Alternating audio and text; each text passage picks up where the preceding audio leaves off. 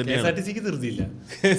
പറഞ്ഞു ചില KSRTC ഒക്കെ നല്ല പോക്ക് പോകും ഇവര്. അതും നേരെ ഓപ്പോസിറ്റ് ലൈനിലേക്ക് കയറിയിട്ടായിരിക്കും ചിലപ്പോൾ കയറി പോകുന്നത്. ഇത് KSRTC മാത്രമല്ല, ബസ്സുകൾ പൊതുവെ ചിലപ്പോൾ അങ്ങനെയൊക്കെ ഓവർടേക്ക് നല്ല സ്പീഡിലൊക്കെ വരുന്ന കാണുമ്പോൾ നമ്മുടെ ഓപ്പോസിറ്റ് പകുതി ജീവനൊക്കെ അത് ആ ഡ്രൈവർക്ക് എന്തെങ്കിലും ആവശ്യമുണ്ടെങ്കിൽ മാത്രമേ ഉള്ളൂ. KSRTC ഒരു സ്ഥലത്തും ഒരു സ്റ്റാൻഡിൽ അവര് എനിക്ക് KSRTCയുടെ എനിക്ക് ഏറ്റവും ഇഷ്ടമുള്ള ഒരു സംഭവം എന്ന് വെച്ചാൽ അവര് ബസ് നിർത്തി സമാധാനമായിട്ട് ഇറങ്ങി. അത് ഒന്നുകിൽ ബസ്സിന് അങ്ങനെ പോലുള്ള കപ്പാസിറ്റി ഉണ്ടല്ലോ, നിർത്തി പിന്നെ സ്റ്റാർട്ട് ഇച്ചിരി കൂടെ സമയം എടുക്കണ്ട കമ്പയർ ടു KSRTC യാത്ര ചെയ്യാൻ ഏറ്റവും സുഖമുള്ള വണ്ടിയാണ്. എനിക്ക് ഒരൊറ്റ പ്രൈവറ്റ് ബസ്സിൽ നിൽക്കാൻ പറ്റില്ല, എനിക്ക് ഇരിക്കാനും പറ്റില്ല. നിൽക്കണമെങ്കിൽ എന്റെ തലമുട്ടും, ഇരിക്കണമെങ്കിൽ കാല് ഞാൻ ഇങ്ങനെ മടക്കി ഇരിക്കണം. അവര് ഭയങ്കര ടൈറ്റ് ആയിട്ട് പാക്ക് ചെയ്തിട്ടല്ലേ.